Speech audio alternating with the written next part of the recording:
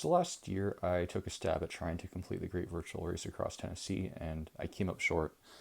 All I have to show for it is some cool finisher t-shirts, or in this case, participation t-shirts, and no buckle of any sort. And I'm perfectly okay with that. I enjoyed the experience, I had a lot of fun, and I feel like I can pass some wisdom off to you guys to help you increase your chances of finishing. The first bit of wisdom I have is there's two types of people in this world: those that Laz beats, and those that the buzzards eat. The saying behind this comes from the fact that Laz, at some point or another, will pick up his mileage, start knocking out double-digit days, and he will fly past you. There's no stopping him. Then there's the buzzards. They will come and eat the people that have not completed the race or are falling behind.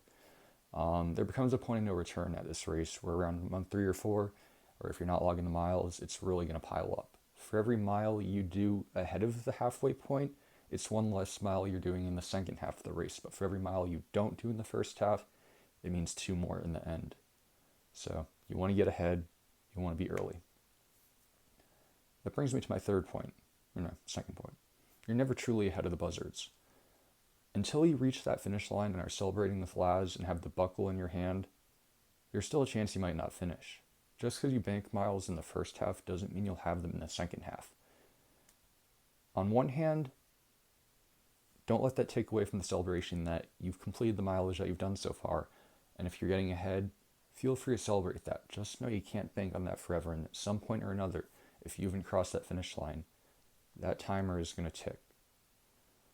The fourth tip would be look into seeing a nutritionist, a massage therapist, and people like that. This is a multi-month ultra effort. For a typical marathon, some people can get away with YOLOing it and not training well. I used to be like that before I turned old and was 21. I jest, but I know what people mean, or people know what I mean.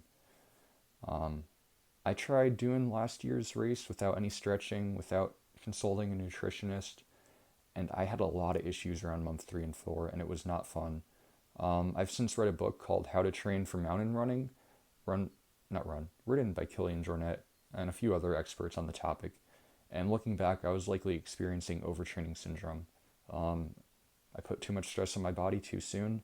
I wasn't properly taking care of it, and unfortunately it crumbled.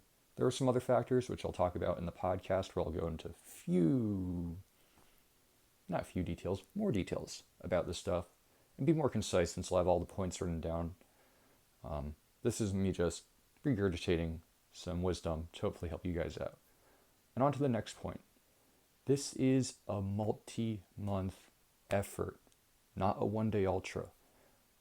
Because one-day ultras are in one day, you can manipulate variables to try and better your chances of succeeding. For example, you can hydrate well the week before, you can get the stuff that you need, you can scout the terrain. You're running it all over the world. You could run it in Antarctica, you could run it on the moon. It's up to you, but eventually at some point or another, there's going to be something that you can't control. A saying that stuck through my mind last year when I was doing it is, multi-month efforts like this are not a matter of if something goes wrong, it's a matter of when something goes wrong. At some point, there will be that thing that puts you over the edge and you're like, I don't want to log miles, I don't want to go out there, I'd rather be sleeping, but you have to continue if you want to finish. And my second to last point is, even though you have to be really strict on yourself and you have to have the discipline and the mentality, love yourself throughout this journey. If you're feeling ill, if you don't want to do something, you don't have to. This is all for fun. No one's holding a gun to your head saying, if you don't log those miles, you can't come back today. Now, maybe people who have that mindset can get further in life, but that doesn't necessarily mean they're the healthiest. Take care of yourself. Show yourself some love. If you have a migraine, don't feel bad about not logging any miles. And the same token, if you're feeling a little sore, it doesn't hurt to log a quarter mile instead of a 0 day. Learn where you're at, accept it, and love yourself. And last but not least, take some pictures. You're going on a 1,000-kilometer journey across Tennessee, outside of Tennessee. So if you don't have something to reflect on, what's the point? The whole point of this is to enjoy the process and the journey. And I know I enjoyed it last year despite DNFing. I hope some of this advice and tidbits help you out with finishing this race this year. And if you don't finish, I hope you still got something out of it. This has been Gary. I'm not sure what my channel name is. I've been changing it around every now and then.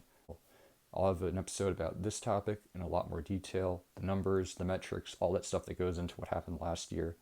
And you'll probably enjoy it if you've watched this far in the video. See you.